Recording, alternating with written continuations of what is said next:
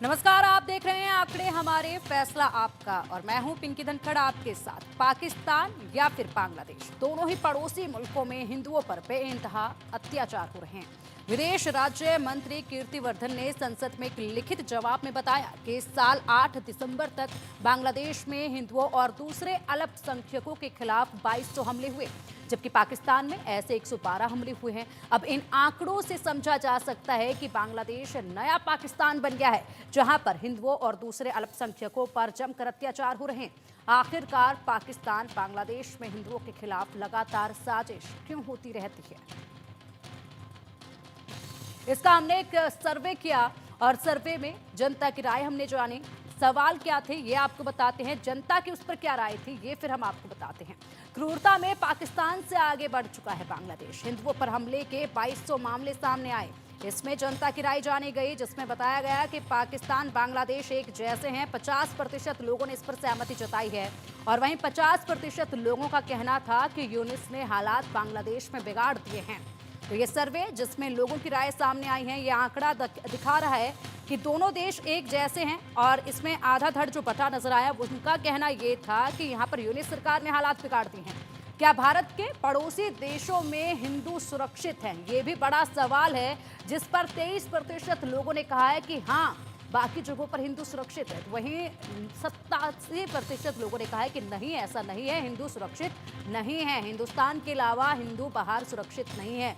लोगों के ये जवाब सामने आए हैं। ये सर्वे किया गया जिसमें आंकड़े निकलकर सामने आए हैं कि क्या भारत के पड़ोसी देशों में किस तरीके से सुरक्षित है और क्या कदम इस पर भारतीय सरकार उठा रही है, ये भी अब देखना होगा। और चलिए, अब हमारे साथ खास मेहमान जुड़ चुके हैं। डॉक्टर मोहित शुक्ला जी हमारे साथ हैं। सर, बहुत बहुत स्वागत है आपका। हिंदू धर्म गुरु से जुड़े हुए हैं आप और सन इंडिया न्यूज़ पर बहुत स्वागत है आपका।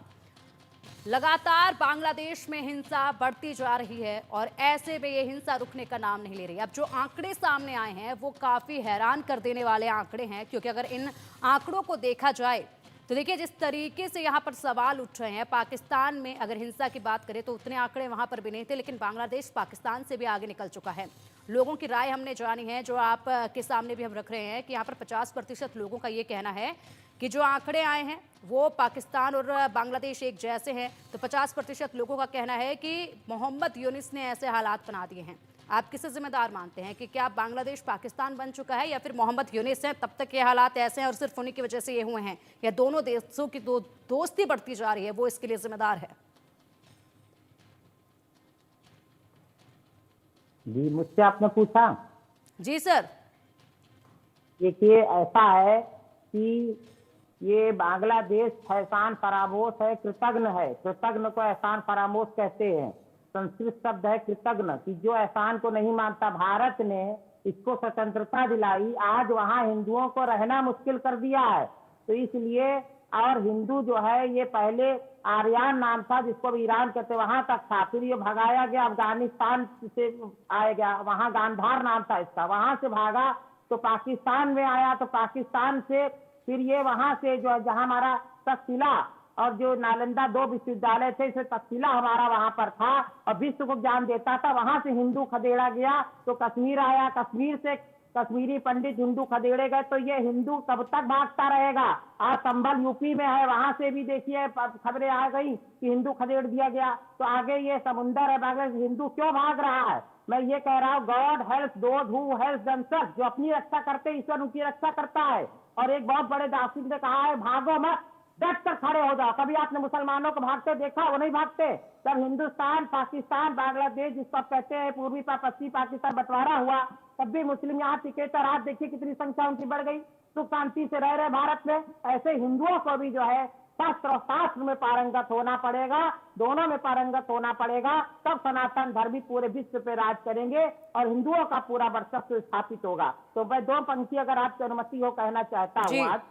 और बांग्लादेश से बहुत डिबेट हुई, आज मैं बांग्लादेशी हिंदुओं को संबोधित करते कह रहा हूँ, भगवान हिंदुओं को पहली लगन लगा दे, सनातन धर्म के खातिर मिटना इन्हें सिखा दे। भगवान हिंदुओं को फिर राम कृष्ण निकले घर घर गली गली से, अर्जुन व कर्ण जैसे योद्धा रणस्थली से, और भीषम कर्णाद जय मणि ऋषिवर पतंजलि से, फिर से कोई दयानंद फिर से कोई विवेकानंद, जैसे ज्ञानी दिखा दे भगवान हिंदुओं को पहली लगन लगा दे, सनातन धर्म के खाते ठीक है, मिटाने। ठीक है, देखिए, पहले ठीक है मोहित जी, विश्व बिल्कुल मोहित जी, समय के अनुसार हमारे साथ दो खास मेहमान और जुड़ गए हैं, उनका भी हम रुख करेंगे, उसके बाद आएंगे आपके पास और जानेंगे जो आपके अंदर अभी फिलहाल आक्रोश दिख रहा है। पूरे देश भर में यही आक्रोश जो है वो देखा जा रहा है और हिंदू बड़ी हिम्मत जुटाकर बांग्लादेश में इस वक्त इन हालातों का सामना भी कर रहे हैं। विदेशी मामलों के जानकार निपुण आलम बायन भी हमारे साथ हैं। सर, बहुत बहुत स्वागत है आपका इंडिया न्यूज पर। और इसी के साथ मुस्लिम स्कॉलर हाजी नाजिम खान जी भी हमारे साथ हैं। सर, आपका भी बहुत बहुत स्वागत है इंडिया न्यूज पर। निपुण सर, आपसे जानना चाहेंगे, अभी फिलहाल बांग्लादेश में जिस तरीके से आंकड़े सामने आए वाकई में हैरान कर देने वाले हैं। शेख हसीना के कार्यकाल के समय पर बांग्लादेश में 302 मामले दर्ज किए गए थे जब हिंदुओं पर अत्याचार हुआ था, लेकिन अब ये आंकड़ा जो है वो 2200 तक पहुंच चुका है और इससे भी ज्यादा ये आंकड़ा जो है वो होता नजर आ रहा है जिस तरीके से लगातार हिंसा वहां पर जारी है। ऐसे में अगर बात की जाए तो पाकिस्तान में भी ये हिंसा के मामले बढ़े हैं, क्योंकि 2022 में सिर्फ 47 हिंदुओं पर अत्याचार के मामले देखे गए थे। 2023 में उसके बाद 241 मामले दर्ज किए गए, उसके बाद 112 मामले भी दर्ज किए गए। सोचिए, 2022 में 47 मामले थे, उसके बाद 241 मामले 2023 में दर्ज किए गए। मामले वहां पर भी लगातार बढ़ते जा रहे हैं पिछले 2 साल से पाकिस्तान में। और बांग्लादेश में तो अभी महज 1-2 महीने के अंदर ही इस तरीके से हालात देखे गए कि 2200 आंकड़ा जो है वो दर्ज किया गया है। जिम्मेदार कौन? सिर्फ मोहम्मद यूनिस, या फिर पाकिस्तान में भी पहले से जो आंकड़े बढ़ रहे थे, पाकिस्तान और बांग्लादेश की मिली जुली ये रणनीति? देखिए, अगर हम बात करते हैं पाकिस्तान और बांग्लादेश दोनों की हम बात करें, लेकिन थोड़ा सा बांग्लादेश को हम एक स्टडी करें अगर, तो आप देखेंगे 23% आबादी 1947 में थी और 71 में वो 16% रह गई थी और 16% के बाद आज वो आपका 8% थी। इस 8% की जो कमी आई, 16 से 8%, ये बांग्लादेश में कमी आई। पहला तो पाकिस्तान था। और जब हम 8% की कमी देखते हैं तो ये आप देखेंगे कि जब वहां पर रहा तख्ता पलट रहा, यानी कि सैन्य शासन रहा बांग्लादेश के अंदर, या फिर खालिदा जिया की गवर्नमेंट रही, पर शेख हसीना की जब गवर्नमेंट थी तो शेख हसीना गवर्नमेंट ने काफी हद तक कंट्रोल करने का प्रयास किया था।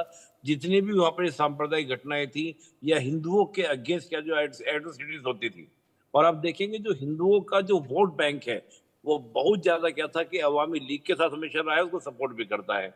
लेकिन ऐसा नहीं हुआ कि शेख हसीना के समय में भी कि 0 घटनाएं हो जाएं, लेकिन जमात इस्लामी बिल्कुल, BNP पर जिस उनके प्रकार की, कार्यकाल के समय में 302 घटनाएं दर्ज की गई थी। जी, तो मैं वही बात कह रहा हूँ कि उनके समय में भी 0 नहीं हुई, लेकिन ये जरूर है कि उन्होंने लगाम बहुत किया, कसाव बहुत किया। हमें याद है कि दुर्गा पूजा शेख हसीना के दौरान में भी, तब भी वहां पर क्या था कि हमारे जो दुर्गा पंडाल लगते थे, वहां पर जो हिंदू दुर्गा पंडाल लगा उनके ऊपर हमले वहां पर भी होते थे। इसके बाद मुझे याद है कि शेख हसीना एक बार ये कमेंट भी किया था कि भारत की यहाँ होने वाली जो भी एक्टिविटीज है उसका इम्पैक्ट यहाँ पर देखने को मिलता है बांग्लादेश के अंदर। तो हम ये तो नहीं कह सकते कि बांग्लादेश में शेख हसीना के दौरान में घटनाएं नहीं हुई। हाँ, ये जरूर है कि एक लगाम थी, एक आपका कंट्रोल था, नियंत्रण था, और उन्होंने कहीं ना कहीं सेकुलर फैब्रिक को बनाने का प्रयास जरूर किया था। लेकिन आप देखिए, बहुत बड़ी आबादी वहां पर ऐसी है जो आपका जमात से जुड़ी हुई है और BNP से जुड़ी हुई है। वो तो एकदम बिल्कुल बर्दाश्त नहीं करते कि हमको एकदम हिंदुओं को, माइनॉरिटी को खत्म कर देना है। और ये वही देश बन जा रहा है जैसा आज आपका पाकिस्तान है।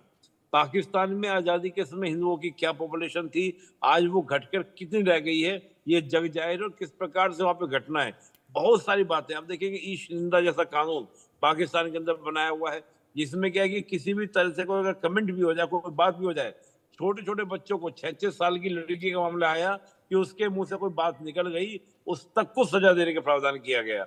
तो ये एक बात आप जानिए कि जहां पर कट्टरपंथ होगा, अतिवाद होगा, वो अतिवादी और कट्टरपंथी दूसरे रिलीजन को, और खास तौर से जो हिंदू धर्म की हम बात कर रहे हैं, उनको बिल्कुल भी बर्दाश्त करने को स्वीकार नहीं है, इनके तैयार नहीं है। मैं ये जरूर मानता हूं कि हाँ, अगर वहां पर शेख हसीना गवर्नमेंट, अवामी लीग पार्टी दोबारा से आती है तो घटनाएं कम तो होंगी, लेकिन अभी की जो हालात हैं अभी तो ये एक तरह से खुला हाथ दे रखा है, ना फ्री हैंड है वहां पर, चाहे जो भी आपके आतंकवादी हैं, कट्टरपंथी हैं, किस प्रकार की इमेजेस वीडियो हमारे सामने आ रही हैं कि वो गली गली मोहल्ले में जा जाके बोल रहे हैं कि आप इस्लाम कबूल कर लो, नहीं तो आपको मार दिया जाएगा। जो ये इस प्रकार की वीडियोस आ रही है, इस बिल्कुल प्रकार की निपुण जो सर, बातें और आ जब रही हैं, हाल ही में अभी जो तस्वीर सामने आई है वो तो वाकई में हैरान कर देने वाली है कि एक युवक दूसरे युवक के ऊपर चढ़ा हुआ है और तब जाकर मंदिरों में